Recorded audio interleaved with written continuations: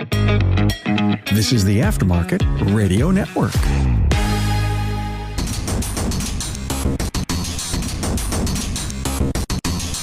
Welcome, everyone, to yet another episode of Diagnosing the Aftermarket A to Z. I'm Matt Fanslow, and tonight I'm lucky enough to have talked Bryan Pollack, Matt Skundrich, and Sean Tipping into coming back on so we can complain about being shop foreman. But before we get rolling too fast here, let's get a big thanks to our sponsor, Napa Autotech Training. Napa Autotech offers 3-hour virtual technical classes that can be accessed from the comfort of your home. To find out what courses are available, go to napaautotech.com and click on the Napa Autotech class calendar link. Good talk, guys. Thanks for coming on. Shop foremaning. I don't know. Matthew's responsibilities now with his brother working. I don't have any responsibilities. I got some kid that works for me, and he does pre and post scans and ADOS. And once in a while, he calls me and he's like, "Hey, this connector won't go together. You gave me. I mean, it won't go together. The shop gave me. You mean it won't go together? It's only got 3 pins. You can't even screw this up." He's like, "Seriously, I can't get the latch to latch." And I'm like, looking at it, and he's sending me pictures. Zip tie. Happened to be talking to Brian Henry on the phone. So Brian Henry's on the phone. I'm sending him pictures because I'm like, I don't understand. Like, how can you not get the thing to go in the hole? And Brian's like, he's trying to put a male terminal in a connector that should have a female. Without missing a beat, I was like, "Hey, look in the other side. Is it a boy or girl in the hardware?" And he's like, "What do you mean? The metal part in the thing. Is it an Audi?" And he's like, "Oh, it's a piece of hardware, so it's an Audi." Yeah, he's like, "It's an Audi." And I'm like, "You're putting 2 Audis together. Stop drinking your Bud Light and put the female part in the connector and it'll work." Here comes the hate mail.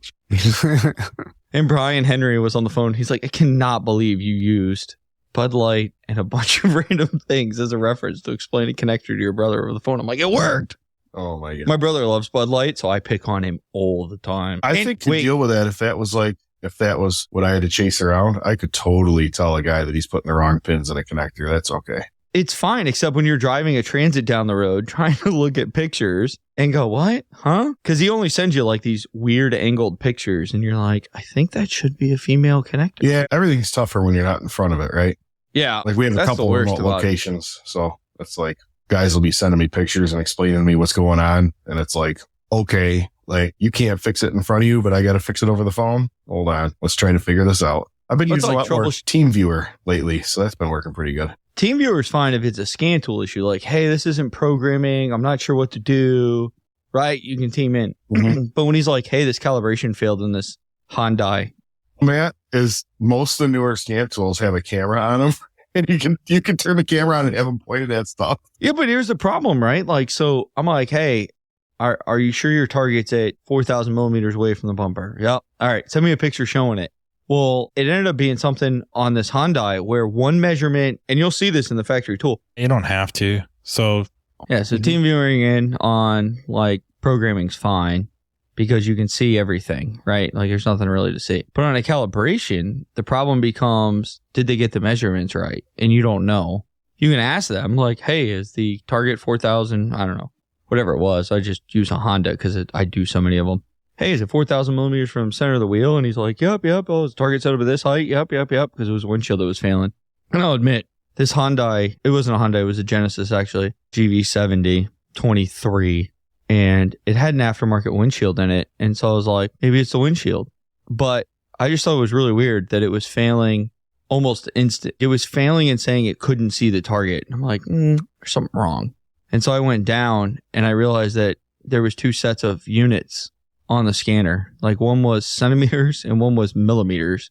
And I was like, "Oh, hey, you should have that 70 centimeters from the car, not 70 millimeters. Yeah. And so it was like, oh, well, oh crap. You see the light bulb go off on his face. And I'm like, dude, that's why I tell you like all the time, like if something fails, move all the stuff in the corner, pack it up. You don't have to put the tape measure away and all that, but move it all out of the way. Completely move it. Take all the tape off the floor, take the car, drive it around the lot once, and pull it back in and start over and reread from the beginning. Because you might pick up something like that the second time. Because when it fails, I find out most people, and I do the same thing. That's why I just assume most people, because I do this. You skim through reading it like, "Oh, yep, I did that. Oh, yep, I did that. Oh, yep, I did that." And you're trying to find your mistake. Where if you start over, you're forced to follow the flow of diagnostics essentially again. Absolutely. And you'll find something stupid. Oh, that one says millimeters and that one says centimeters. Why would Hyundai do this? Why would Hyundai do this to us? I call it Hyundai even though it's a Genesis because it's the same thing with diagnosis over the phone when you're trying to assist somebody. And I'm sure people who do tech line stuff have a way better perspective, but I'm trying to help my guy. And like we made a bad call on something. He was using one of those Unity amp clamps. And I asked him, I was like, hey, what'd you measure for amperage on this circuit? Oh, it's 0. And we went through the test. I was like, okay, well, it's this. Made a bad call. He had no idea that you had to click the thing to get from AC to DC, even for the amperage on the thing. And I know there's a way you can change the EEPROM, but I'm not going to spend my time on that. So call because it said 0 because it was on AC amperage. Right. That over the phone is really tough for me to tell that that's what the issue is. Like if it's in my hand, it's a different story, but that can be tough trying to assist that. That's the hardest part with remote locations is like, it's something that's eluded your average technician while it's in front of their face. And now you've got a phone call and they're like, why isn't this working? We put this part in. Why is it still broken? It's like, I don't know. Yeah. Hook the scan tool up. Give me your TeamViewer. Sometimes if you're using an Autel scan tool, it has a camera. You're like, all right, aim the camera at this. And a lot of times it turns into me getting my truck and driving 27 minutes to the other shop to just handle it. Yeah. But the other thing that takes away from your time as somebody overseeing other people is he'll call when he's not 100% sure, even though it's very obvious. The most recent one was Honda has 2 different blind spots and you can put the wrong one in and it'll say like wrong blind spot installed car, but it sets it for both, right? Wrong like hardware or whatever. Test. Yeah. Yeah. It's got like some weird code. And if you look it up in service information, it clearly tells you like put correct blind spot in there. Well, it's a Honda, so it's always going to tell you replace with no one That's good. every flowchart they have. Yeah. So he calls me and he's like, hey, I looked this up in Honda Tech Info and it says like they put the wrong blind spot in it, but like this is a Honda dealer owned body shop. How did they get the wrong one? And I'm like, oh, it happens. There's 2 part numbers in there. And if you don't look at the other one, you'll get the wrong one. Like I've seen this before. And he's like, oh, so it is the wrong part. I'm like, well, that's what the code tells you, right? Well, yeah, but I just wanted to make sure because it just seems really weird.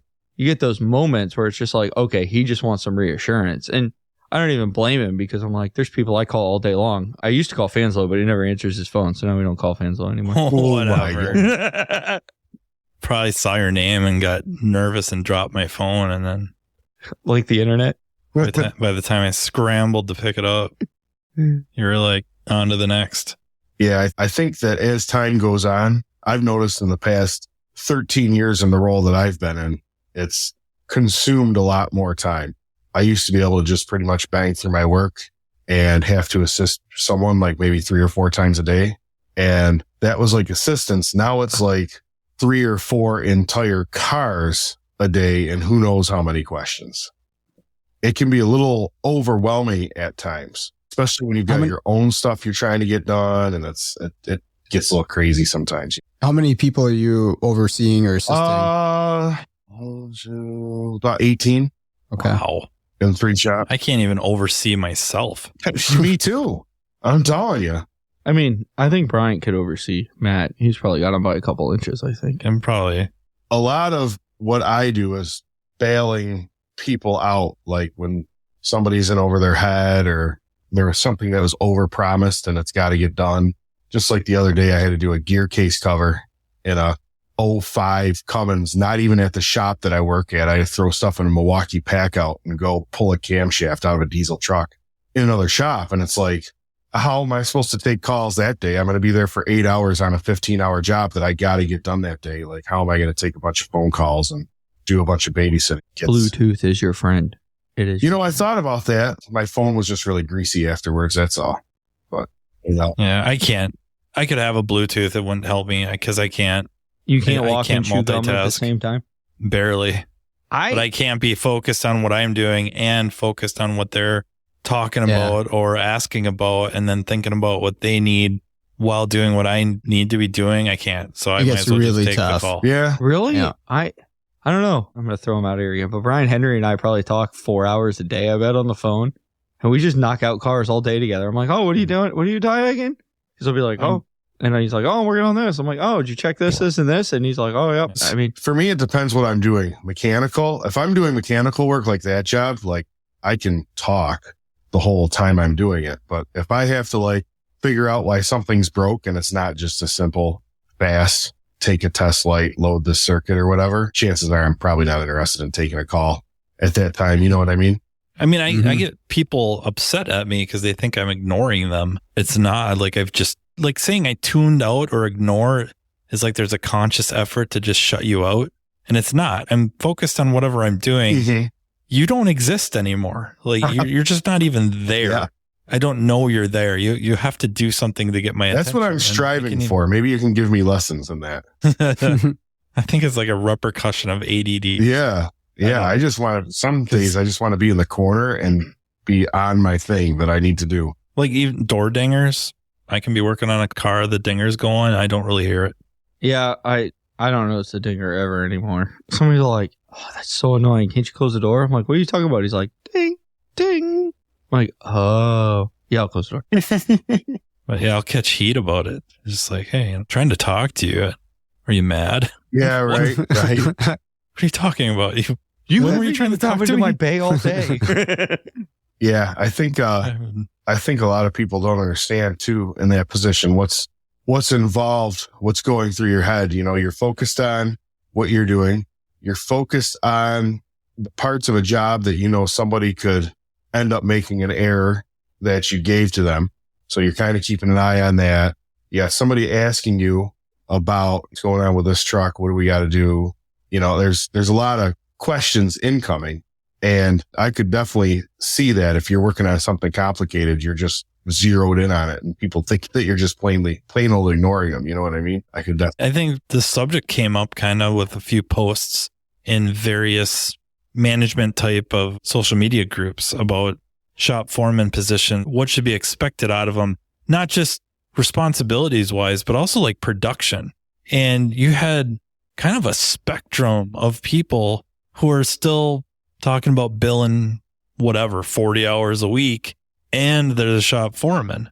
And then you got others where once they took on the shop foreman role, their hours dropped almost in half. The shop performance went up, their performance dropped, but it was viewed as they were failing. At least the nature of what got us going about recording this. I don't think it's realistic to expect a guy to continue to turn 40 and 50 hours a week while overseeing a group of other people.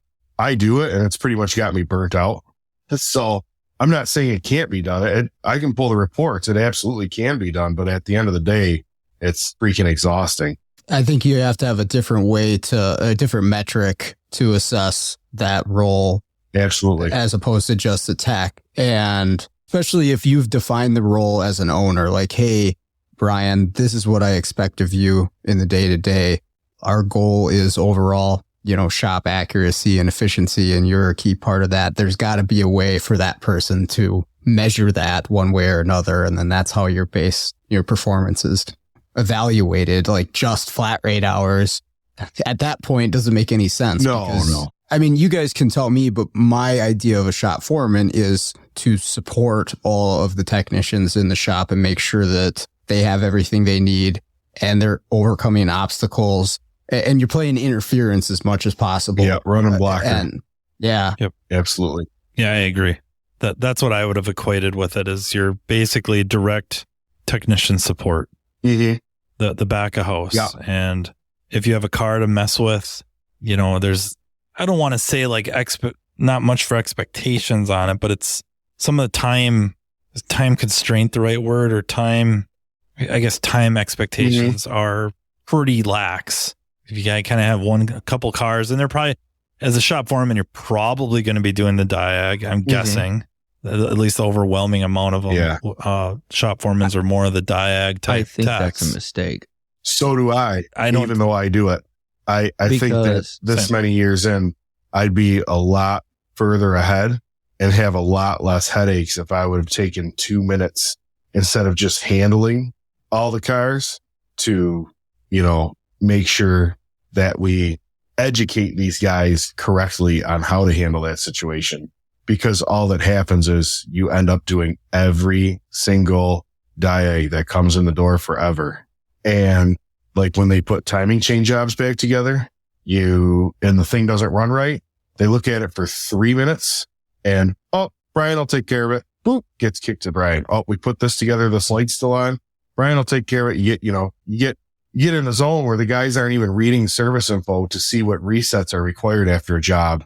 And you get a work order handed to you that's got resets with a circle next to it that you got to check when you're done doing the resets that they should have done after they did the job. You know what I mean? So that's an error from my experience. I can tell you is just handling every single thing. You create a bunch of guys that just change parts. And, that's okay if you're overseeing like 3 or 4 guys probably, but you get up into the teens and that's a lot to deal with because it's every car now, right? Like we're not working on 04 Grand Ams anymore. It's every car needs some sort of follow-up procedure. You can't freaking put a battery in something without registering it. And you end up in a position where you're just... Well, you can. Lots of shops do. Well, yeah, right. Yeah. I mean, and what is service information? What is it? Yeah. I mean, what are we doing? Usually they respond with a Google. Yeah. So prime example of something I just find is weird is I have a transmission shop that calls me and they're like, "Hey, we're putting this transmission in this Ford. Does it need a sticker or programming?" They'll call. And I'm like, I'll have to look it up. I'm like, what like, trainee's in right? it?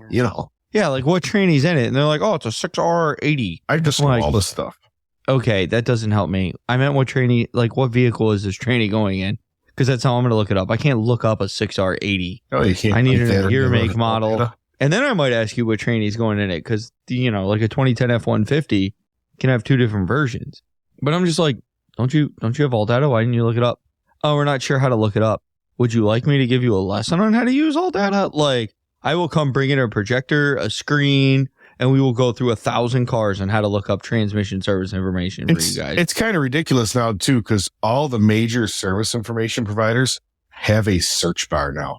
Pretty decent one, too. Dude, okay. I'll tell you what. All Data's works really good, and Mitchell's works really good. Like, if they have the information, you'll find it by typing half of the words you're looking for into the search bar. Well, here's the example of today. It was a 2010 F-150 6R80 trans. Mm-hmm. If you go into transmission, hit replace, scroll all the way down, or go to install, install, scroll all the way down the bottom. It says C programming tab. That's all it tells you. C programming tab. You go into programming tab, it's like perform PMI. It doesn't tell you need the sticker, nothing. And I'm like, well, that's shitty.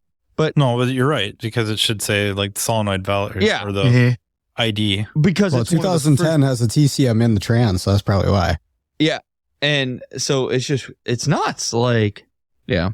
I think for the most part, a lot of it's there, but there are some common applications where it's not, right? Like try to go on All Data or Mitchell and look up a wiring diagram for a 2011 Chevy 1500, right? They made a couple of those, right? 2011 1500 Chevys, just a couple with a 6-speed transmission. Try to look up that wiring diagram. Good luck. Every single one is a wiring diagram for 4L60. If you don't have OE service info, you have to go to Identifix and scroll manually through the OE diagrams to get the diagram you need. I can see where it happens sometimes, but for the most part, I'm correcting something by reading the same service info they have access to. We're not cheap on service info. We have All Data, Identifix, Mitchell, Ford OE, and Chrysler OE service. I mean, they have access to all of it. It's not like I have all the passwords and I'm the gatekeeper. Like I actually on their Chromebooks, I put icons on the desktop. They don't even have to like know the website. Just have to click the icon, the one that they need. Don't you think that's kind of why the diag techs or the techs that are more skilled at diagnostics are the ones that end up usually more the shop foreman type? Because even if you've never officially appointed it early on, you start gravitating, or maybe not you yourself gravitating to it, but you start kind of assuming that role naturally because everyone starts coming to you. Because to be good at diagnostics, typically you've got to be fairly good at data mining. And because of that, that's why they start coming to you, is because maybe they start out like, hey, I can't find the torque specs for this cylinder head. And then you quick go over to no data and zip through and okay, here they are. Hey man, thanks. And the way they go, and nobody thinks anything else of it. And eventually it becomes more and more common because you're the tech, you're the one in the shop that does it. I'd say that's pretty fair. Even when it comes down to looking up parts and labor, when the front end can't find it, who are they coming to? Every time. You know, if I looked at an 18 CRV today and I knew by the AC line it needed, I was going to have questions. So I just went on Repair Link and got the part number. I didn't even set it up front without the part number because I knew how that was going to go. Somebody was going to come back. Where's this AC line? I can't find it. How do you look it up? Sometimes it's easier just to do it. And like I said, if you keep doing it for everybody all the time, you create the situation I'm in where it's just like somebody does a timing chain on a Volkswagen. It runs rough afterwards. They didn't even go through it long enough to see the PCV fresh air tube that they left off. You know what I mean? Like they're getting to the point where the visual inspection's not even happening. So what's the solution to that? Is it just letting them flounder and figure it out on their own? I'm going to go work for Matt and code scan cars at the Ford dealership body shop. Yes. I need somebody at my Ford dealer. That'd be great. No. I'm sorry to interrupt. No, you're good. But is it like, do you take the short-term hit in shop productivity and let them struggle and figure it out? Or this would be me in the moment. My mindset is I want everything to get out of here right and efficiently. Yep. I'm just gonna tell them what they need to do. What's the solution look like? So yeah, that is the tricky part, because when your shop grows to, you know, when you have a single location that's doing 30 cars a day, it gets to a point where it's like, okay, well, if you're doing 30 cars a day in a 5 or 6 bay shop, I mean, your people are moving. You know what I mean? Nobody's slacking off. It's not a super relaxed environment. You know what I'm saying? That's what happens when you keep doing that. And then you get bigger and bigger and bigger. And next thing you know, there's 100 cars on the lot. It turns into this thing. It's like, well, I'd love to take some time and teach these guys, but when am I going to do it? Mm-hmm. You know what I mean? Yeah. It was more doable when I was working 11 or 12 hours a day, but my wife is back to work. So I'm here till the babysitter gets here in the morning. So I'm only working 8.5 hours a day now. Slack. I know. Oh my God. Yeah. It's like a quarter of the day. What are you doing the rest of the day? About 9 to 5:30 or 6. There goes that. Yeah. There goes that time. Yeah. Shop slacker. I guess what I would say at small volume, that's a small problem. And that small problem is not easily overcomable, but it's easier to overcome when you're a big shop when you're a big shop doing big volume. That becomes very difficult to overcome. I think perfect world, you're going to have techs that if they're, and maybe this has a little bit to do with specialization, whether it's a car line specialist or limited car line specialist, or they're kind of specialized in certain systems or area of repair that they would learn to take on that task of data mining, finding the information, figuring it out up to a point, right? And then maybe once in a while, you got to, hey, Brian, man, can you come look at this? You know, hey, Matt Skundrich, can you come swing by and take a look at this? Something like that. I don't know that we kind of like something Keith Perkins and I had talked about, that we may not have the right personnel in the profession to support that. We might have to have Bryan Pollacks in shops. We might have to try to hire Sean Tippings away from their businesses so they can come be shop foremans to kind of do that, so that we can have the techs, you know, take it apart, put it back together, because we need them. You know, I don't want to sound dismissive or devaluing of that at all, because that's its own skill set. That's what earns the money. Yeah. But then you might need somebody. One of the best field mechanics I've ever met can't read. If your international combine breaks down in the middle of the field and you need a full overhaul done in a field, and you need it done in 2 days, but by far the only guy that's going to get it done can't read, but he'll have it up and running. It's its own mechanical is its own beast. Yeah. I just think that whether we want to or not, that's going to start kind of being the shop model. And even if you don't have like the shop foreman, especially more on the diagnostic type stuff, or the stuff that after repair starts going sideways, they have the database diagnostic tools. They have the subscriptions. Right. That's taken the spot of somebody looking up info and sorting through a problem. They just go play the probability game and hope that somebody's made the same mistake. Right. Yeah. Good point. Great point. It's work. I think it works. I think it's a horrible long-term model. Yeah, but it works. I think it's probably, if I had to put a number on it, I think it's probably 70% accurate.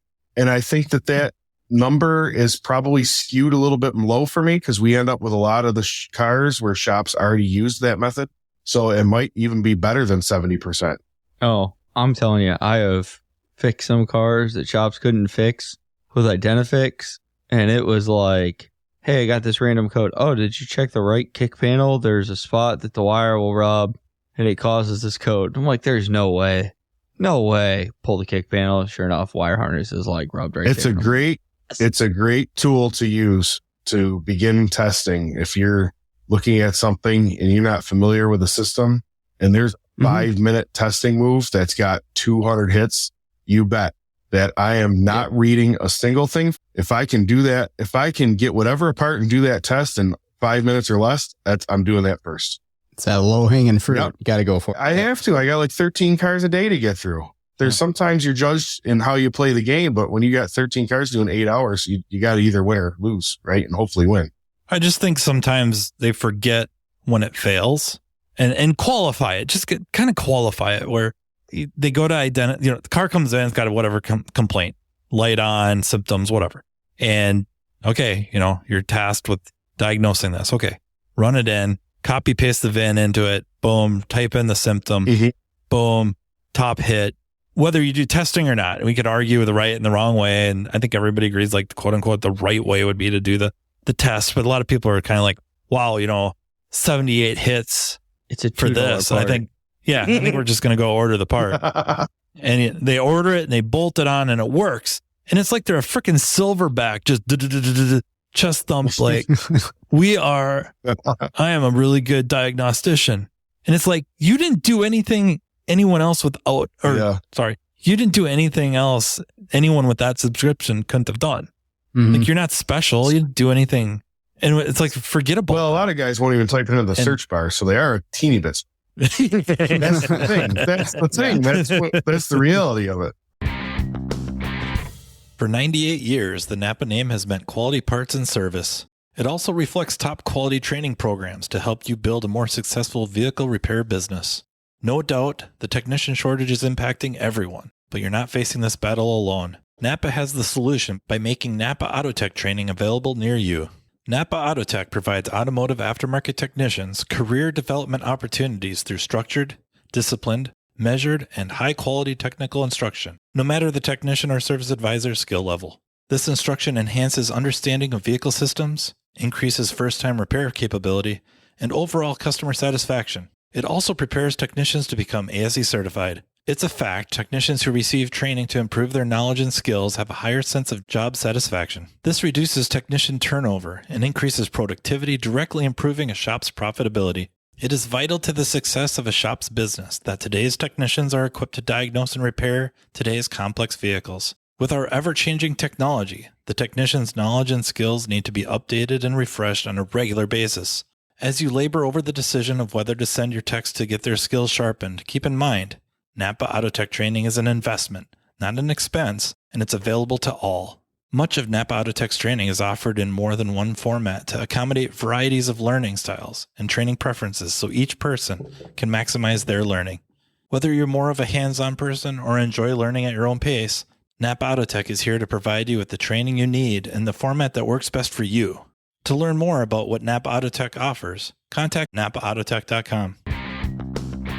But one of the big problems with being the shop foreman is, I think, when I was at Chrysler, we had an A team and a B team. I want to say it was 10 techs on each team, and I was the odd man out when I got there. I was like the 21st tech. I was the odd number tech, right? You were the C team. Yeah. No, actually, I got labeled as the E team. And I was like, oh, geez, that sounds bad. And they're like, hey, you seem to be really good at electrical, and everybody else sucks at it. We're just going to give you all the electrical diags, but you're not going to take anything apart. What do you mean I'm not going to take anything apart? They're like, oh, if you need that seat out, you go over and you tell team A's manager, shop foreman, whatever you want to call him, right? The team lead, hey, I need this seat out. And he'll have a guy pull that seat out. You were doing mobile before you were doing mobile. I'm telling you, that was the best freaking job I ever had until we got the Viper with a lightning strike. And I was like, this is the straw that's breaking the camel's back. This sucks. But I won't lie, though. That's kind of what I got going on. Yeah, but here was the problem. Nobody learned electrical. Me too, in Matt. the eight months I was there. Not really. You know what it became? Oh, Matt will take it. Matt will take it. Matt will take it. Matt will take it. No, Matt doesn't want to sit here and put 400 freaking relays in for AC compressors not working because there was a bad batch of relays. And it became who could write the better story, me or the tech. Well, because I had done 27 relays, I had the connector numbers memorized. Check for power at connector 237. Found no power. Move back to connector, blah, blah, blah, blah, blah. And so I'd write this really long story and get paid an hour and a half on it. And it took 5 minutes. And that's when I realized that there is a skill to reading and writing that in this field, you either learn it or you just become very damn good at mechanical. And I was never good at mechanical. By being good at mechanical, I mean you're fast. You can beat book time without a doubt. Like if you handed me a 15 hours Cummins job and told me to reseal it, I'd be like, yeah, the guy's picking it up on Friday because it's Monday, and that's how long this is going to take. Stop it. Not even that bad of a job. I think I am along those lines. It's not even that bad of a job. You'd be fine. 50% efficient is perfect for me. 50%. 50. Yeah. Well, 2 days would have been spent just whining about it. God damn. No. Oh, God, that bolt won't come loose. It's up north and it's rusty. So the guy that was doing the job, he took the fan shroud off at 4 p.m. on Tuesday and then had an emergency where he found out he wasn't going to be able to come in Wednesday because he was going to a Snoop Dogg concert. All of a sudden. True story. Emergency Snoop Dogg concert. And I love this guy. He's my hero. Yeah, I know. And it was promised for Thursday, which I didn't understand because if you took it apart Tuesday at 4:00, and it's 15 hours and you can do basic math and we're only open till 6 and they don't start till 8 at that place. That doesn't make sense. So anyhow, and I'm sure there's a 420 something. Yeah. Maybe he started it at 420. Maybe he started it at 420. Maybe that was the problem. 9 talk catalytic converter efficiency. Yep. And so anyways, I just remember climbing up. It was a total brodozer, right? It had 37-inch tires on it, 6-inch lift, and in a bumper with a worn winch that weighed way more than I did. So pulling the bumper wasn't an option, right? So I climb up and down this thing for 8 hours, and I'm pushing about 370. Wait. Hold on, stop. If the bumper and winch weighed more than you did, how was it even lifted? That's what I said. I mean, that suspension had to be unbelievable. I'm telling you, it had this iron cross bumper with a cow catcher on it. It was a horrible job. And Jim had texted me. He's like, "You think you're going to get that done today?" I said, "I think if I was 22 years old and somebody told me to pull the camshaft out of this truck, I'd have been going to a Snoop Dogg concert too." He started it at 420 and realized Snoop Dogg liked weed, and it just clicked, and he was gone, baby. He was gone. I mean, he went to the Snoop Dogg concert. He must have had that up his sleeve in case that job was going to be too much. How old is Snoop Dogg now? He's got to be like his mid-60s. I bet his concerts are way... Not too old to drop a big old elbow on The Miz. What? Oh. Did you just jump to wrestling? Yeah, sorry. Nobody watches it. It's fake. Somebody out there that watches. Somebody will know that one. You say brodozer and they emerge. The first thing that pops in my head is like something from Derek Comedy. That's what we call them, right? Brodozers. And they got big wheels and big tires and a bumper. And I call them street queens. Street queens? Yeah, because they never go off road here. Like, we don't even have salt or snow. So these guys have these like 6-foot lifted F-250s with their deletes. And they've got these, 22-inch chrome rims. Posers. And they've got all this chrome and powder-coated BS underneath it. And I'm like, yeah? Where are you going in the mall with that? There's not even a snow mountain to climb over. Why can't they just admit they're doing no off-roading whatsoever? It's not off-road capable. Next time I see when I'm taking you a picture of the tires are like 2 inches thick, right? But they're like 44 inches tall. And it's just like, you're not going anywhere in that thing. I keep my stock height and everything because I don't want to be profiled. I'm dying to get a like high performance car or truck because I've been working in this industry. I figured it out today for 16 years and as a profession, 16 years. And I just really, really, really want like a cool car or something because we work on them all the time. Having a midlife crisis, Matthew. I am. I want something fun. You're like Mazda Miata. Yeah, with an LS9 in it. Oh my gosh, you're ridiculous. I don't know. I think that stuff is kind of tough after a while, when you have to button this up for a guy or button that up for a guy, or it's like, come on, man, the service information's there. It's all nuts and bolts. Just like make it happen. And I think that's a spot where I've been talking to some people, and I think my next training class I take will not be technical training. It'll be with maybe how to be a better leader in that aspect. So We don't have to I live. came up with an idea for a shop manager today. He's going to buy the Indiana Jones hat and a whip. And anytime somebody's not working, just crack that whip like Indiana Jones does, because people will get working. The beatings will continue until morale improves.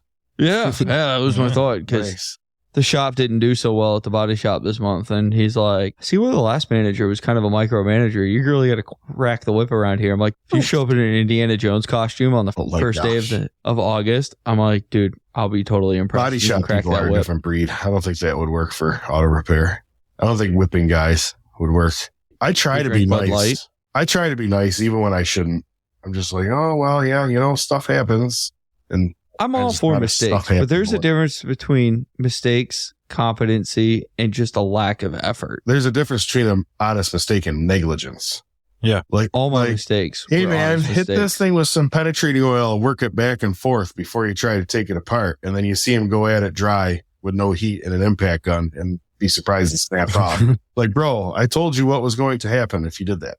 Yeah. Using a 1/2-inch impact to take 6mm bolts off. Yeah, I can't believe it broke. I can't believe I tried to take this freaking salt belt car apart with an impact gun and no torch and everything's all effed. Like, what's a torch? There's just no warning. I thought it would hammer a little bit. Quiet down, Florida boy. He doesn't know what a torch is. I don't even know what a torch is. I visited a shop in Texas and they had torch bottles with the cap still on, and the torch box had dust on it with the torches still in it. I know I've told the story, but when I was in Kansas, there was a shop that got a Wisconsin Lincoln in, and they were trying to do the fuel pump and the fuel filter, and they couldn't get it, broke loose. So I asked them for a torch, and they carry over that little portable, like my grandpa used to keep about all max gas or maybe something. 3 pounds. Yeah. So I fire that thing up and I start heating up around the fuel filter, and that shop emptied. I'd say they ran for the hills, but there was no hills in Southwest Kansas. So they ran outside and were waiting for that place to go up like something at the end of Terminator. Yeah, that's awesome. Just when I'll tell you, those inductive heaters, I didn't get to use one until the very end of my full-time tech career. But man, that is where it's at for specific things. Pretty darn good. And I was like, for stuff where you don't want the flame, it's phenomenal. I was like, there's no way this thing's going to replace my gas axe. And it's like, that's great. You know what else I use a lot now too? We have one in the shop for that type of work is a plasma cutter.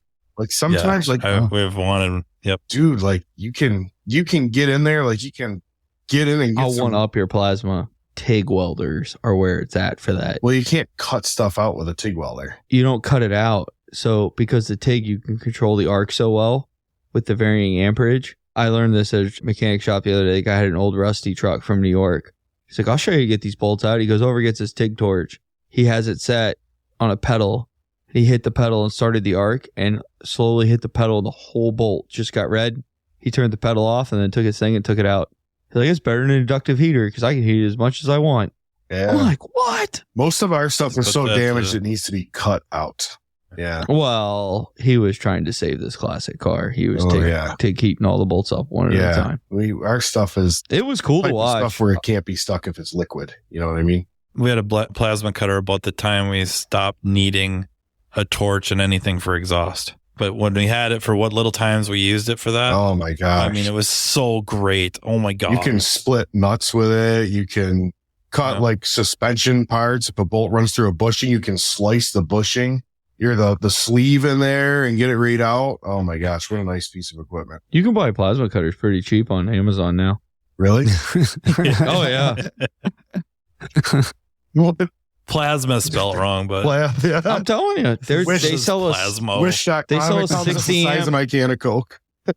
They are small. Plasma cutter comes with a box. They are small. They use an inverter technology now, so they don't have to be as big as they used to be. But I have a 60 amp one. It cuts 1/2-inch plate steel. What?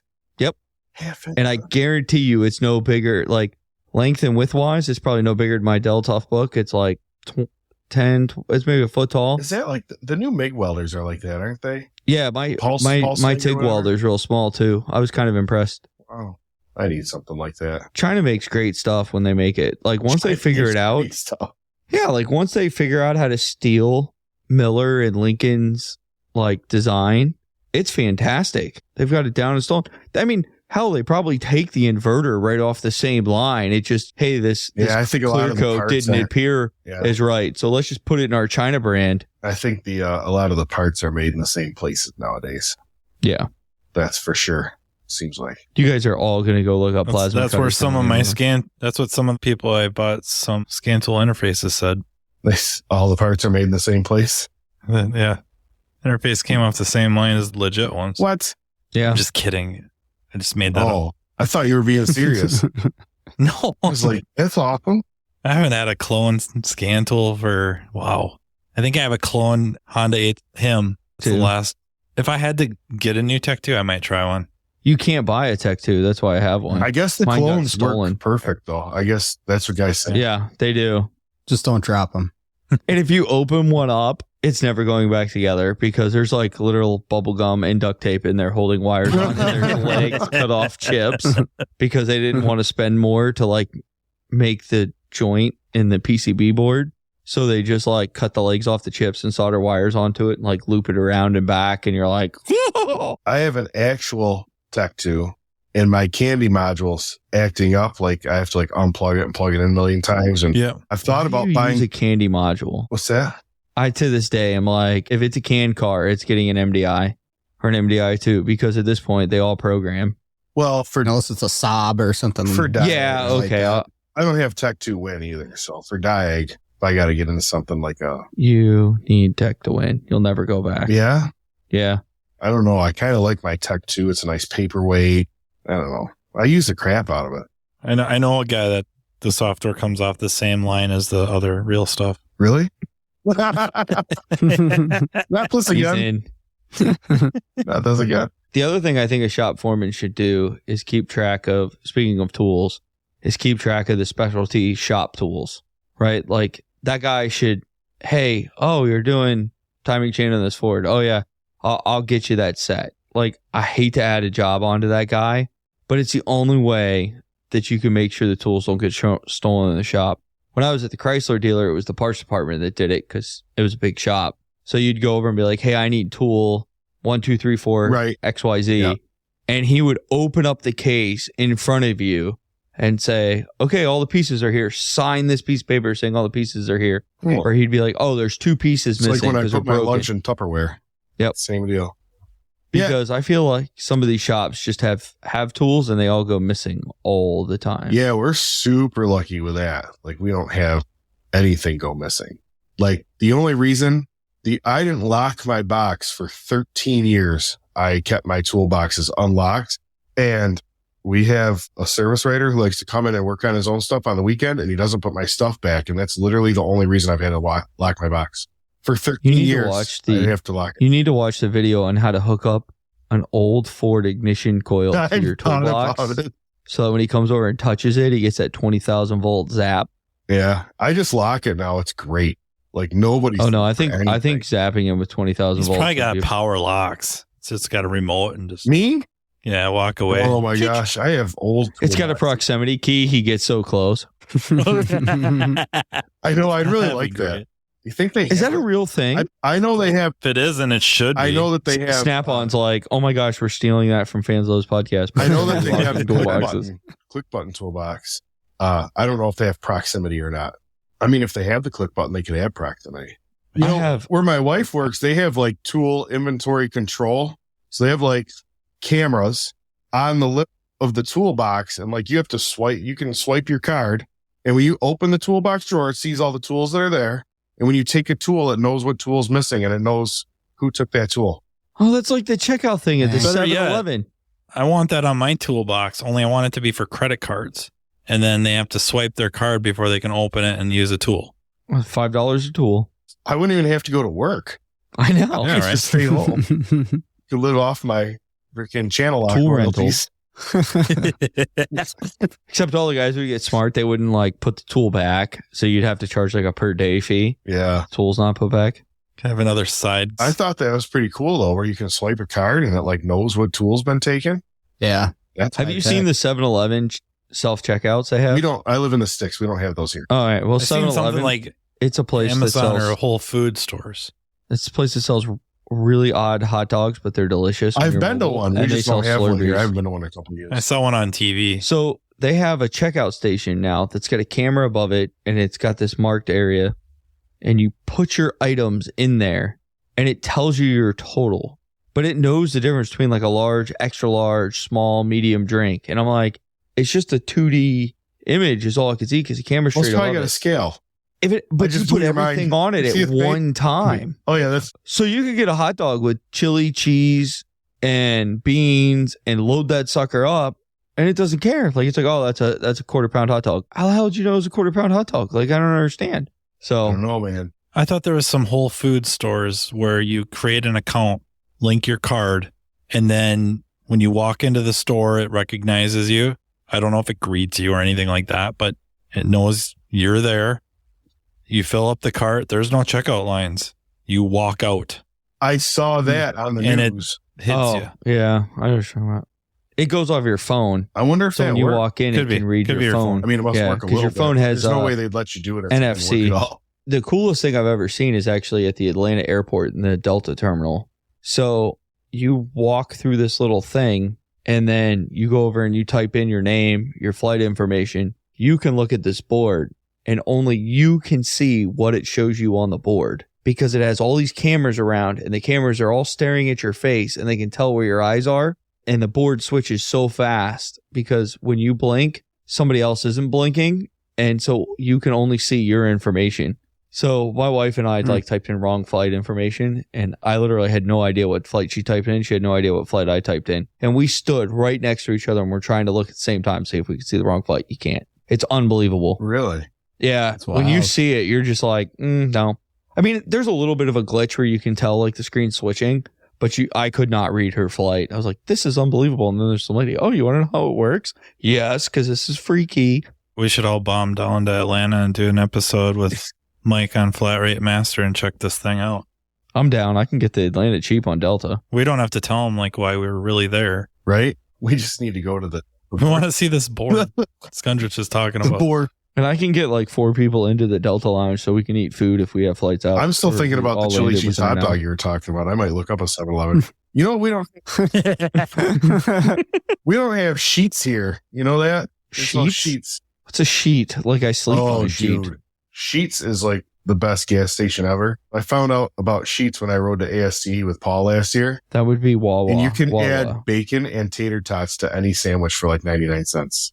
Like, it's like, do you want to add bacon for 99 cents? Who doesn't? Like, are you out of your mind? Add bacon to like a gallon of gas? No. They make sandwiches. They have like a menu board. You like type in the sandwich you want. It was Nice. outstanding. I like Buc-ee's.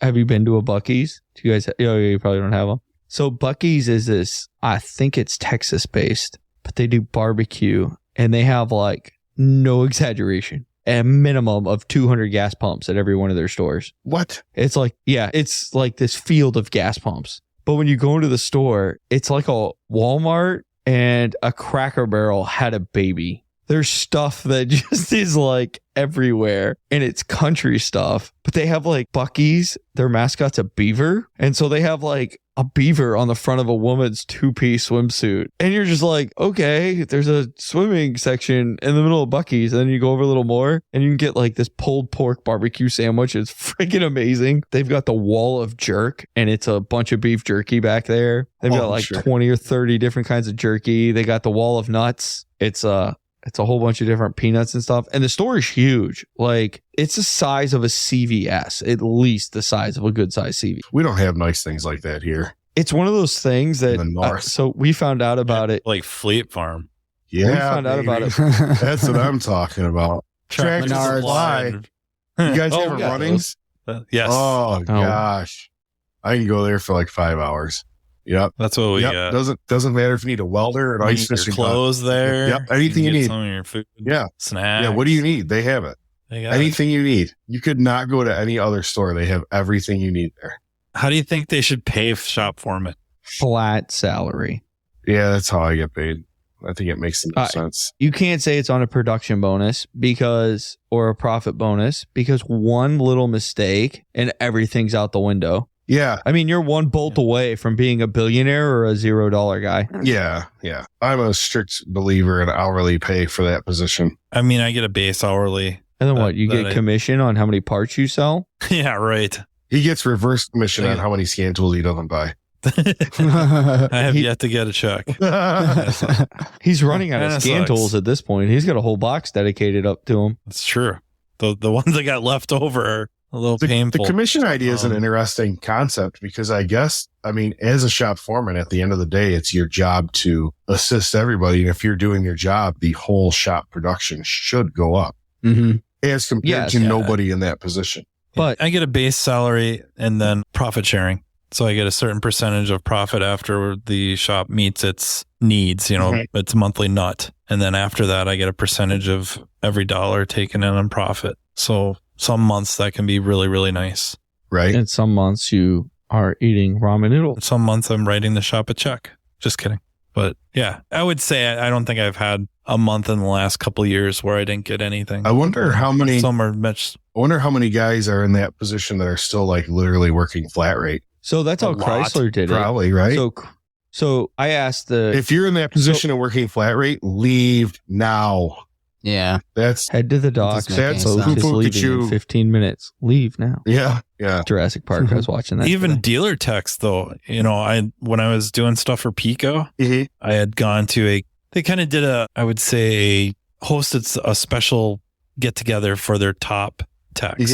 And so for an entire region. So this was like the Northeast. And, I don't know, 60 techs, which when you think about it, that meet whatever criteria out of that whole region, there was 60. That's not really, it's kind of sad. Yeah, right. But they're there.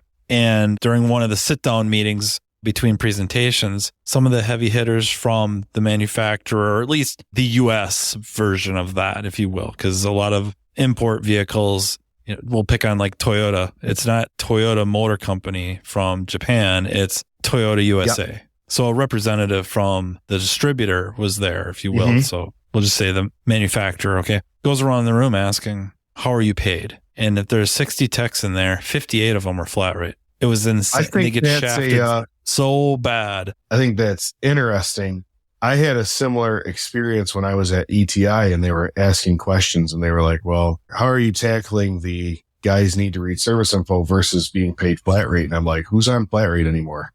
They were all like deer in the headlights. You know what I mean? Like, well, according to a couple of the last guests I've had, a lot. Yeah. It's insane. I mean, so the way Chrysler did it, the team leads got paid like 0.2 hours for every hour one of their team members turned. Okay. So it was beneficial for them to keep up productivity, but it also, they got Give me paid, 60 guys. Yeah. I mean, I think each one of them had 10 guys. So, I mean, they could get some serious hours. Oh, yeah. But the one guy said it was nice because then if like he was showing somebody, before I became the E-Tech or the E-Team, I had volunteered to do a Chrysler Sebring water pump that's on the timing chains that pays like 14 hours and nobody wanted to do it. 2.7? Yeah, the 2.7 where it's like that needed a motor an inch from the freaking radiator. And so I was like, I'll do it. I know I'm really slow, but I'll do it if nobody else wants to do it. And he's like, really? You'll volunteer for that? And I'm like, dude, I work late at night because I was going to Universal Technical Institute at the time. So I was there like from 1 to 8.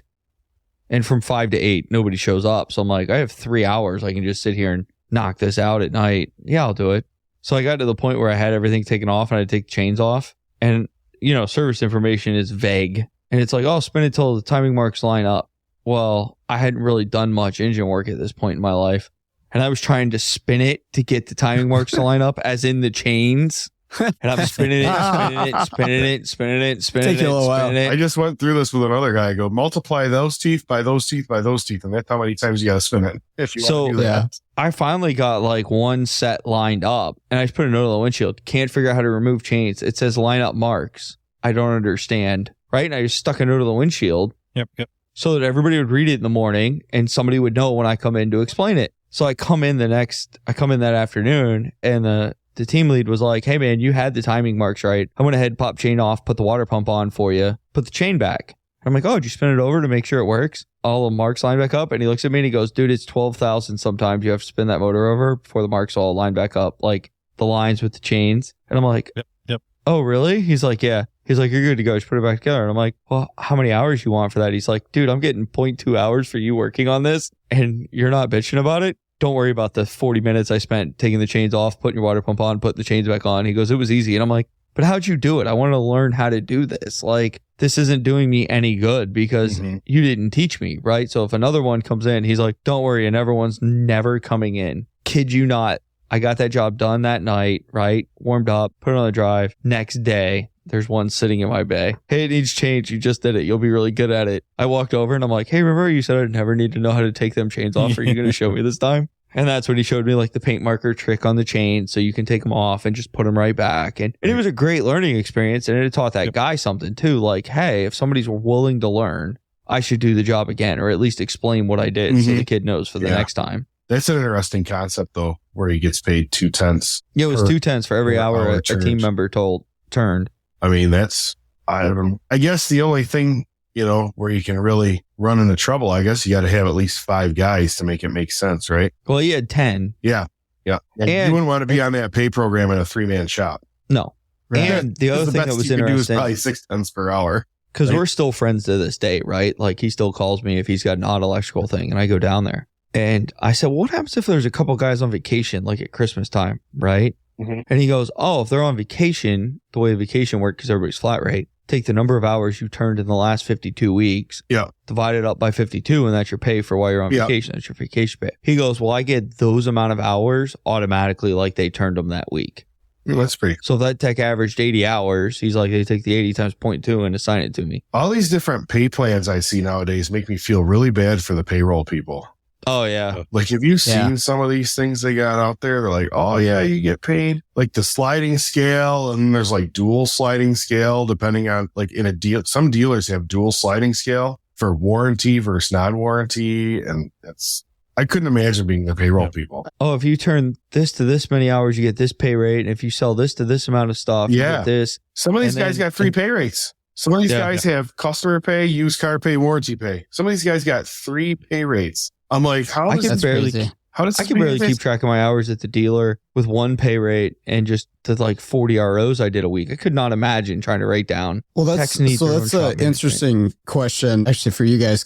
So my guy that I hired, I did salary, at least for his first year. I was like, here's what you're going to make. You're going to struggle with this at the beginning. I just want you to know that you're going to make the same amount every week and not have to sweat it. And then after the first year, we'll talk about like some sort of incentive. And I don't know exactly what that's going to look like, but how important is some sort of incentive compensation, whether it be the tech or the foreman?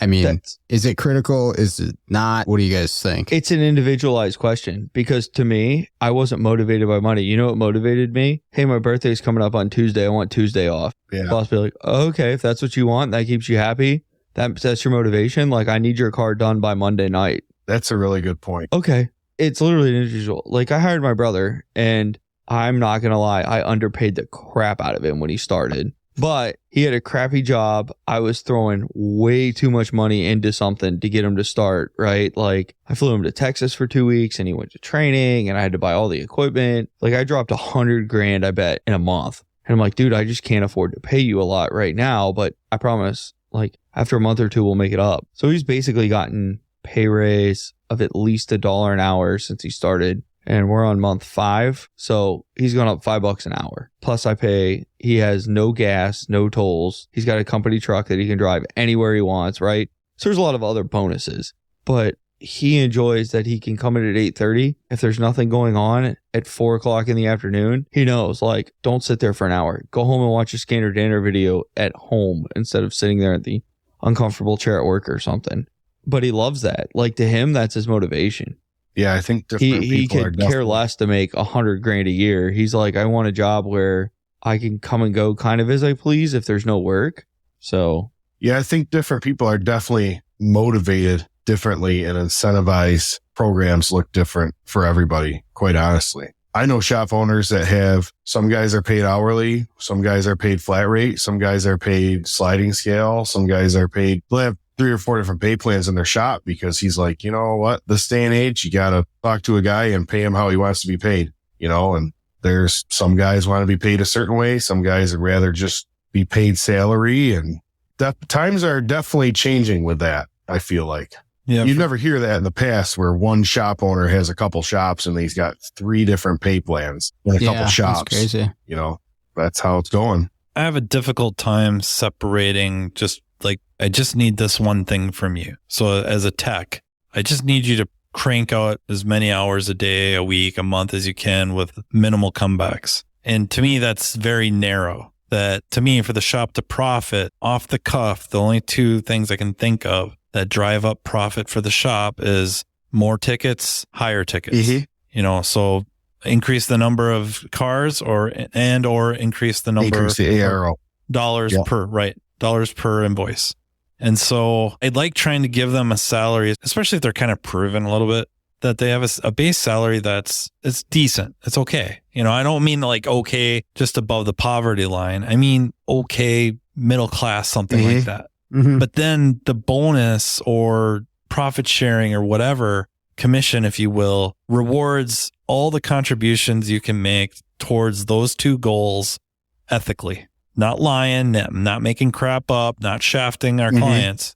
Anything you can do that, ethically increase those 2 numbers. I want to be able to reward you. When those go up, that's what can take you, you know, whatever this would mean, like the stratosphere. That's what can really bump you up into the higher numbers versus other skilled trade professions. That's the way my mentality works. That's the goal. And in your case, you know what? It's going to be about the same thing, right? He's every little thing he can do to improve his efficiency of not just standing there next to the car, but getting to the shop. And I'm not talking about like speeding, but not dilly-dallying around, taking the long scenic route. Sure. You know, or over time, you're almost like a cab driver. You're going to figure out like, well, if I take whatever Elm Street, I'm going to run into Freddie. Yeah. I need to jet down to Oak Street, and it's a little bit longer, but I can drive a little faster and it takes less time. And it's every little bit like that. There's a little bit of almost like a little bit of a reward in the big picture. And then of course, the better he gets at whatever tasks he's doing on site, ADOS, programming, diag, you know, anything like that. And then that can help you help them. Like, just doesn't have the background. He's not going to be a diag guy. It's just not in the works. And that's not a dig, because diag's tough. Yeah. But man, whip out ADOS calibrations, whip out programmings, and everything else they can do at a high level. Yep. Okay, we're making money. I'm making money. I want you to make money. And not just like Sean can profit as the risk taker, the business owner, can also afford to keep upgrading equipment, affording to maybe expand with yet another employee. And then, of course, reward them to be like, I don't know, for maybe lack of a better term, almost starting to slap some golden handcuffs. Like, I kind of like this job, and the pay is such that I can't give anyone else the time of day. Like, doing pretty good. Right. And so I don't know if that's like not necessarily the answer you're looking for, I suppose, but that's what I try to think of when I'm putting together pay plans. And that's how ours ended up, really just being base hourly. So you punch in, you're getting paid. And if that's all you get this month, you should be okay. It's not like, oh man, beans and rice. And then I can't account for your spending habits. Right. But according to what I know about the cost of living, I think you're okay with this. But man, those months where we're killing it, your bonus money or profit sharing money is going to be maybe a few $100s. And on the big months that whatever the stars align or just that type of work comes in or everybody's just hitting on all cylinders, that bonus check is in the thousands. Right. That would be my goal. And that's my mentality with it. And I don't know if it's right. It seems to be working at the shop right now, but we're on, year 3 or 4 of it.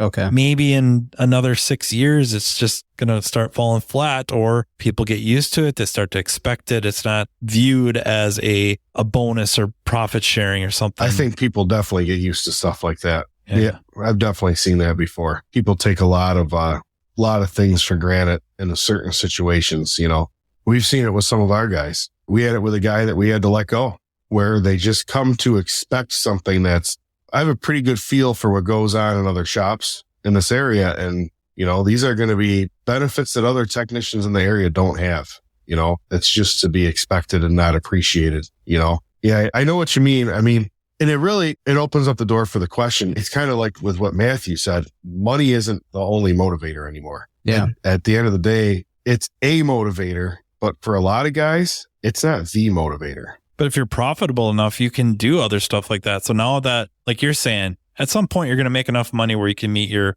financial needs and a little bit more for fun stuff. Like, you want to have enough money to pay your bills and save for down the road. And then also, if you're going to get 2, 3, 4 weeks of vacation or more, you can actually afford to go do something. Like, it's great to get 2 weeks paid vacation, but you don't have enough money to actually go on a vacation. Right. Yeah, you take your 2 weeks, get paid, and show up to work.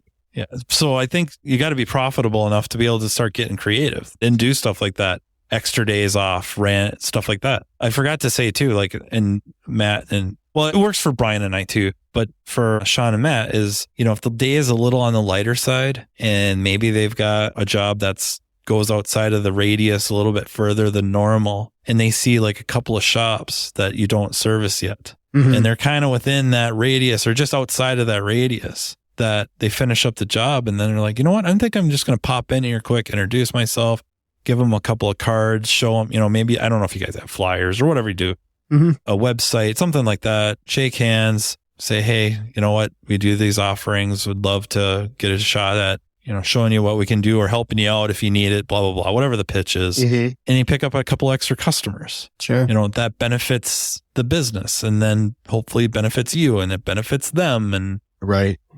It's a little bit of an incentive that maybe if they can think a little autonomously where you don't have to always be like, hey, they're calling you up saying like, I don't really have anything left. What do you want me to do? Maybe head home. It's like, well, hey. Jog in place. Yeah. What about those shops? What about those 3 shops that's right along next to? That's a joke that's wore out its welcome in our shop. What do you want me to do? Jog in place. But if they're just thinking a little bit that way, maybe they kind of without any input, just kind of pop in. The thing I have my brother do, and we don't have much doing, is go to our body shops that we service quite regularly. And I got this from Eric Ziegler. He calls it kicking bumpers. So you go down there and you find the stuff that the estimator is going to miss. The broken connectors that nobody sees, the ADOS they overlooked, right? And just take a paint marker and write it on the windshield.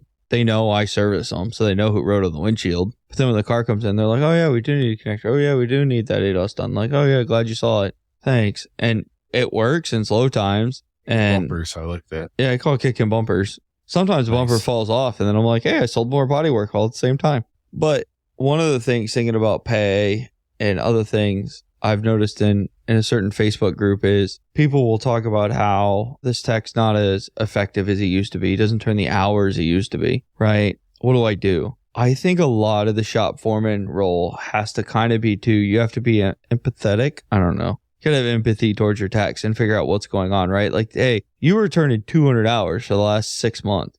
Like, now you're turning 60. Like, hey, what's going on in your life? Is there something you want to talk about? Like, you never know what's going on in a person's life. Chances are he just hates cars. Yeah, like, he could burned them out. Sorry. Right.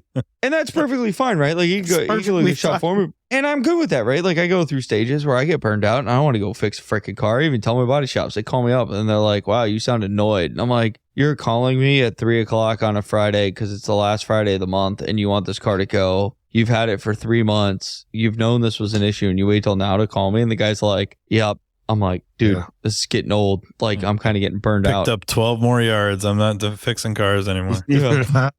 But if you don't have some empathy for you guys and figure out what's going on, like, it could be something real serious, right? Like, maybe his kid got diagnosed with some kind of crazy disease and it's just wearing him out, or his wife's been sick, right? Or his wife's pregnant, girlfriend's pregnant, whatever, right? Like, something in his life has changed where he's not producing as much. I actually heard a speech on this by Gary. I cannot think of it. It's the short guy who does business. Yes. And he talks about this and he goes, I'm slow to hire, quick to fire. But if you work for me, I have a lot of empathy for you. He goes, so if you were making me $500,000 every month and all of a sudden you're only bringing in $100,000 in sales, I'm not going to get rid of you for a little bit. He goes, we're going to find out what's going on in your life. Did something change? Like, because we all have our personal lives and our problems outside of work, but they vastly affect our work. So I think part of the role as a shop foreman is to be a mediator between the bean counter and the tech and be like, yo, man, look, guy's going through some rough shit. Like, back off. You're not going to make the situation any better if you get rid of him. You said it a lot nicer than I do. Yeah. But I think that's something that is missed in this industry. And For sure. Steve Roberts, I love the guy to death, and we talk here and there. He's not too far from me. He said the number one asset in your shop is the employees. It's not the tools. It's not the shop. It's not the equipment. It's the employees. Without the employees, you really don't need the tools and you don't need the equipment. So treat them better than you would the tools and the equipment. And he goes, we all have our lift service yearly. We all upgrade our tools. We always get the latest and greatest scan tools. Why are we not willing to put that much effort into our employees? And I was like, dang, that's pretty good. Because he's right. Yeah. As shop owners and managers, we just look like, listen, I'll just go find the next one. And I get there's somewhat of a tech shortage now, but at the same time, there's not a tech shortage for quality shops, but the quality shops have to offer something. And I think what they're offering that people are overlooking is the empathy factor. Yeah. I mean, that's very likely. That's very likely. I mean, and I guess I've never really thought about it like that, but you're absolutely right. We update our scan tools every year and everything else. Yeah. Like COVID was going around. I know there's a big shop out in Texas that a couple of his guys got COVID. He went and spent $500-$600 in groceries and just dropped it off at their house and was like, hey, thanks for your grocery list, man. Hope you guys need anything else, just let me know. I'll take care of it. And don't worry about your paycheck. You're still getting paid. Like, we'll just make this happen. Like, I need you to get better and come back to work. How many shops are like that during COVID? Not many. Well, and we're kind of all in a bubble too. And you guys, Matt and Sean, might run into it far more than Bryan and I see it. But there's techs out there that they're getting burned out, not only because of whatever flat rate pay and just the BS of fixing cars and expectations and all that, but also Monday morning, show up, grab their coffee, grab the ticket, grab the keys, pull the car in. Okay, it needs this. Walk over to the computer and all data won't load because they didn't pay it. And now, hey, all data's down. Oh, okay, I'll get on that, but you got 9 cars to get done today. So now you're getting frustrated, and there you are. You're on Google because you have nothing else, or you're on Facebook asking somebody in a group like, hey, all data's down. Could you, help? And you're going to get ridiculed and all that. Fire to get this service information, and inevitably somebody's going to help you out. Yeah, inevitably somebody will help you out. But it's like stuff like that, right? And then... Yeah. If you don't have the shop credit card to turn the all data back on, you need to pack your stuff. It's getting close to lunchtime and they're like, well, yeah, but these cars got to get out. Now you're skipping lunch. Or lunch isn't getting away for a half hour. It's run through the drive-through and you're eating while working. And, I get it. Some people choose to do that. The thing I learned that's fine. About rush cars years ago, and I learned this from my experience, every car that I ever stayed late because it had to get done didn't get picked up till after lunch the next day. Yep. There is no such thing. There's no amount of money. There's no amount of pizza you can put in front of my face. Nothing will make me care about you and your rush. Maybe a chili cheese hot dog. You and your rush car.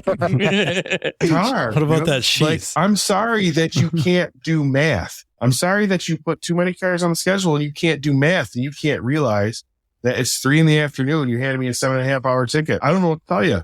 Like, sorry, maybe get the calculator out if you're having that much trouble. But these techs that put that pressure on themselves, and I'm one of them. If you're not a shop foreman, that's not your problem. And most of the time, it's not the shop foreman's problem. Most of the times, the front end doesn't know what the frick they're doing. Yeah. But yeah. And then the second job, you got to do whatever, and it needs a special tool, and they don't have it, and they're not going to get it. And it's like, you're a mechanic, figure it out. And okay, maybe you can, but you're not paid in such a way to reward you for taking the time to design and build the apparatus that's going to allow you to not, mimic the special tool or not require it. And it just keeps building up that frustration. You just know you can't blame these guys for just being effort. They're done. I'm out. You can't go drive a forklift. You really can't blame them, especially with the complexity involved, and especially where there's other things out there that it doesn't require that. That's all there is to it. There's other fields out there where they have people to manage the materials and make sure the materials are on site before you have to get going on what you're doing. And the fact that a lot of that, like you said, that frustration is put on the technician. I mean, okay, one could argue, well, they should have read the service procedure first. Well, most of these guys are flat rate. Did you pay them to read the service procedure before the writer estimated the job? I see a lot of that actually. I know a lot of guys that get very frustrated because they cannot get what they need to do the job properly. And, it's not the 90s anymore. Like the stuff, you can't do most of the stuff all willy nilly like you used to. You know what I mean? Try putting the GDI injector seal on without the installer tool. Have you ever tried doing that? Like it's freaking, I'm pretty handy. I can't get one installed and not leaking without the tool. And it only leaks for so long though. Once it catches on fire, it seems to seal itself. I'm a pretty handy dude and I can't make it happen. I mean, I can make a lot of stuff happen, but I can't get a GDI injector seal on without the tool and not have it leak, without the resizer. So, and it's happening everywhere. It's happening absolutely everywhere. I mean, it's been years since I remember techs, local friends, techs sending cars to me, and then the owner or boss, their boss, kind of going like, well, why do we got to send that to Matt? And it's like, well, he's got whatever tool, scan tool, whatever. And then maybe the boss would ask me, well, how did you get that? Or how much was it? Mm-hmm. And it's a few $1,000s, and then it's X amount of dollars a year. And then, but I would say the last few years that never gets brought up. It has to go to Matt. Okay. Yeah. We're the same way. We have cars that we have to deal with, and these quote special tool that's so supposedly unattainable is like an Autel IM508. It's like, okay, right. for $1,100, you guys wouldn't have to send another one of these to us. But it's Don't tell them that, you'll lose money. I don't. Yeah, I got 100 cars in the parking lot. I don't really care. I can take a couple back. What's funny is you funny mentioning that. Like the other day, somebody called me. And he's like, hey, I put a Tipum in this Jeep. Can you come program it? I'm like, oh, let me guess, you got no communication with the airbag? He's like, yeah. I'm like, take the cover off fuse box. Yep. Push it in. See that big yellow thing? Smack it with your fist. And he's like, what? I'm like, I want you to put your elbow on the box or on something and just let your hand free fall on the yellow thing. And you'll hear it click. And then go tell me if the code cleared. He's like, hey, it fixed it. I'm like, yeah, I programmed it over the phone. He's like, really? I'm like, yeah, my ESPN's awesome today. ESPN? Thanks for playing. Invoice is on the way. Yeah. Wait till you get the bill. But I mean, it's like, and one of my other mobile buddies was like, dude, you're nuts. You could have went down there and fixed it and charged him. And I'm like, I had to drive there. Add another car to the list of crap I got to do today. Or you could have told him over the phone. I'm like, quick lesson in business. Guess what? Me giving away that little quick program job, he's not going to call another program guy. Because he knows I'm honest. Yeah, right. And if he knows I'm honest and I tell him, hey, that needs programming, like, because I struggle with getting people to program the Ford power steering racks because they work. They don't need coding, right? The as-built put in there. And so I'm like, when I tell him, oh, no, you really need to do that, it can affect things. He's going to go, oh, Matt didn't lie about the Tipum. Why would he lie about this? Yeah. Yeah, just because it doesn't turn a light on doesn't mean it's not broke, right? Yeah. I had a guy come in today asking if we could install a used rack. He had already picked one up from the junkyard for his 2019 Chevy pickup. So nice. So I'll tell you how I've been doing that. So you take the motor, because the motor's what burns out. Take the motor off the used rack and put the motor in the original rack. I told him to take his used rack back and drop the truck off and we'll diagnose it. That's how you do that. That works too. Yeah.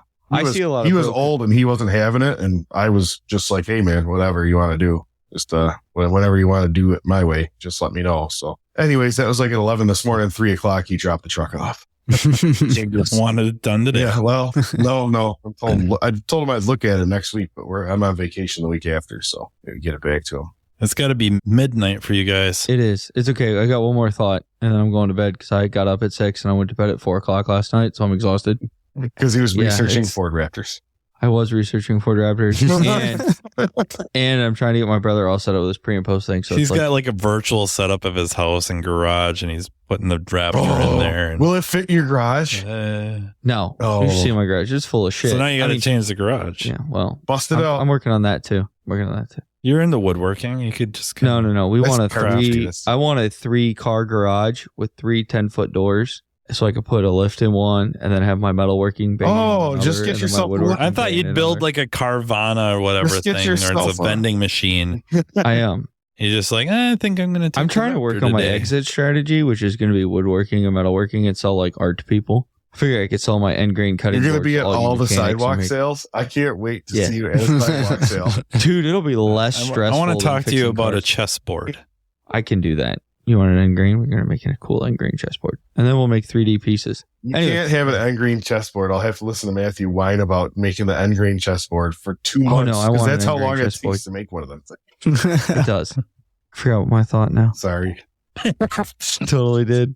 You fucking forgot. Matt will be sending me every picture of every little 2-inch by 2-inch. Tracy's going to be like, Matt swore a lot in this podcast. He must have been extra tired. I had to put a lot of peeps in there. Sorry, Tracy. I still love you. Oh my gosh.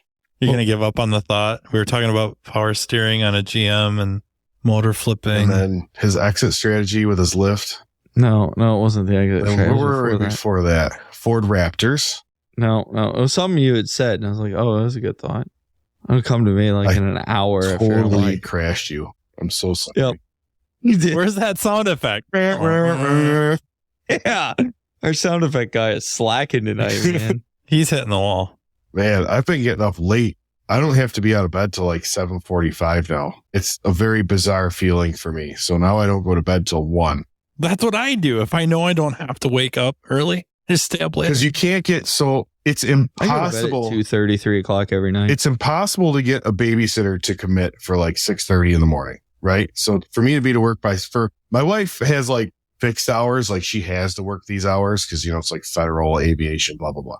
So she has to work these certain hours. Me, I can be like, I'll be there at 9. So that's what I've been doing. So I don't really have to be up till like 7:45. Fantastic. Nice. I can barely stay awake past 10. Like, I don't what even time know do how you I'm get awake up in the right now. morning? Usually around 5. That's what I was That's on. psycho. I was on 5. See, my wife gets up my wife's alarm goes off at 6. I didn't know you had cows to milk. Yeah. What? Hey. Yeah. Why 5 o'clock? What? Yeah, what do you That's when I do all the business paperwork. in the Oh, morning. you're like me. Pre-game. Oh, see, I stay up late at night and do it. Like after we hang up, I probably got 2 hours of paperwork to do. So Yeah. I'll watch some movie and do some paperwork. I usually get up and go through our Google Calendar at the shop, which is kind of how we schedule with our Google Calendar. And Me too. I pre-game like all the cars. Usually that's what I was doing when I was getting up at 5 because I didn't really get to the shop till 7. You guys Yeah, I have a put in schedule? all the notes and all the addresses, for where Steve's going through the day, and then Yeah. do the QuickBooks and all that stuff. So that's my morning. I leave like nasty notes in there too. Like if they have like something on there that's like super vague, a drop off with a super vague description, I'll be like, hey, asshole, learn how to service right. I've thought about just sleeping in my clothes for the next day so that I can wake up and just kind of roll out of bed, We have a brush my teeth. we have a room and above the get in car office. and go to work. We have a room above the office at the shop, and there used to be a bar next door. And back before I was married and had kids, I slept up there one time, and it wasn't. I was like, "This is going to be great. I'm already going to be here." It wasn't that great, but it might not have just been the room. It might have been like other things. The bar the night before. My calendar is my iPhone calendar. But you don't use a Google Calendar? No. Boom. The Google Calendar is where it's at. Yeah, and you can share it. Yeah. It's easily between the two of us. That's why I like the Google one. Well, my brother's at one location basically full time now. So I don't need to share anything with him. And then I have my 3 or 4 body shops that I go to like every single day because I have something. So I'll schedule a couple cars and then I go to them shops. And sometimes if they don't call me to see if I'm coming, if I get behind on something, like I get a diag or something, I just don't show up. And then they'll call me at 4 o'clock. Hey, you didn't show up today. Yeah, I'll be there tomorrow. I got busy. And they're all pissed because the cars didn't leave. And I'm like, oh, sorry. I gotta get in some of these body shops. I've not had luck with that so far. They got these chains up here doing all the ADAS stuff, and Dude, haven't been able to wedge my way in Who do yet. you got up Listen, there? I'll I take have you. Mass. Smart Express, and then there's another local mobile guy who does a bunch of them down in the cities. But it's Smart Express, and then there's one other one. I forget the other one, but they got 5 or 6 vans doing it. Really? There is nobody up here doing that. We should have a whole podcast on ADOS and how much it's changed the mobile world, because I'm telling you, 8 years ago when I started, going mobile was like the ballsiest thing you could do. And you found out real quick how shitty you were at fixing cars. Well, you don't. Let's do You it. don't get any gravy, right? If you're not Well, that doing was just ADOS, it. right? There's no gravy. Like it's all Like 8 years ago Could be, when I yeah. met Fanslow at Vision and he took me to a dinner that I couldn't afford. And I looked at the menu and cried. Actually, it was probably 7 years ago. But I remember sitting down with Eric Ziegler, Kirk Holland, and I want to say Kevin DeVito. Yeah. And they were like, oh, you're mobile? I'm like, yeah, I started like a year ago. And I remember the year before I'd done like 64,000 in sales, right? I was thrilled because I never made that as a tack. And all they did was diag. I enjoyed it. Like, I get it. It wasn't a lot of money. Kevin's like, you're doing 64? That's awesome. And I was like thrilled, right? And then Kirk looked at him and goes, Kevin, I think he's talking in a year. And Kevin's like, face shook, and he's like, "Whoa, what is wrong with you?" Like, and I was like, "What are you guys talking about?" And Kevin had like 7-8 guys, right? And Kirk had like 4 or 5 people at the time. And Eric was like, "Yeah, we need to help you out." And that's kind of how I got connected with Eric and Kirk the first time. And then we met 4 or 5 months later. Kirk, Eric, and we all talked at Just Cars because I was teaching there. And that's when they were like, "Hey, let's give you some advice on mobile and how to get some business." And the body shop thing had just started booming because ADOS had just started coming out and they were big into it, but they had money to burn. And I was like, "Oh man, $400 for a Target? There's no way." And now I'm like, "Oh, look, a new Toyota Target. It's $1,000. Order 2 of them." Because you got to have it now. So, I mean, just how much things have changed in 8 years for me is just unbelievable. And it makes it very easy to enter. Yeah, I'm going to sell my golf cart and start doing ADOS. I'm going to sell my golf cart. You should do ADOS out of the golf cart. That would be just show off. I did one job. I did a used rack on a Ram, and I drove my golf cart down the road here to the body shop to go do it. You got like a MA600 or a Top Gun mobile behind, just dude, a little show up with your. You don't even have to fold up the wheels. You just drag it with the wheels going. That'd be awesome. I could probably like just mount it to the little seat in the back or something, right? It flips down the right. Hold on. Why don't we back this in the shop? Bungee cord it to the top. Duct tape. I don't know. Fanslow posted an article the other day that makes me wonder how much longer we're going to be able to get away with aftermarket tools. Isn't there? Well, it's that using aftermarket tools is one of those things you're fine as long as everybody's doing it. No. This is talking about the article was repair. What was it? I don't know who it was from. They're collision. talking about collision repair. I forget. Yeah, I know. I think it was more specifically what did I miss this? By Mercedes and Toyota, but they want us to check or test the strength of the radar or the attenuation of the radar. Oh, yeah. And it's to test for really proper paint and paint thickness. And bumper plastic thickness as well. Yep. Everybody's bumper plastic repairs. Losing their marbles about paint thickness lately. Like, oh, that's because, let me tell you, my wife's rear bumper got painted twice and the blind spots didn't work. Really? I mean, I guess it makes sense. Because it's called ruby red and it's a 3-stage metallic. And the first time it got painted was because the taillights in her 2020 Explorer cut into the top of the bumper and chipped the paint.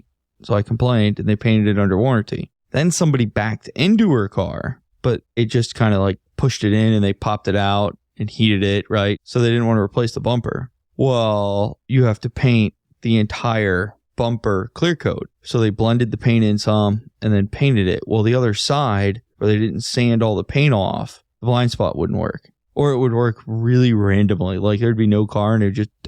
So paint thickness is becoming a problem. And I've had Mazdas where they've put an OEM bumper on and painted it, because Mazdas you calibrate with the bumper on. It's very clear in SI. Check this, and this, then put bumper on and calibrate. And the reason is when you calibrate it, it's calibrating it with the thickness of the bumper, the paint, and everything else. It's getting that attenuation reading back. Hyundai is the same way, right? Like Hyundai wants you to drop the bumper, set the angle, then put the bumper back and calibrate it so that it knows how much is going through the bumper. Is there any manufactured car that is painted by a human? Yeah. On the line? Yeah. I can name a bunch of them, but we don't work on them because they're expensive. Lamborghini, Ferraris, Bentleys. I mean... Hand-built, first thing, hand-built cars are garbage. So they are not garbage. They are too. Have you ever seen the fit and finish of a Lamborghini? Have you ever seen a fuse block Porsche 911 that's mounted to a 2x6 in the passenger footwell? Well, listen.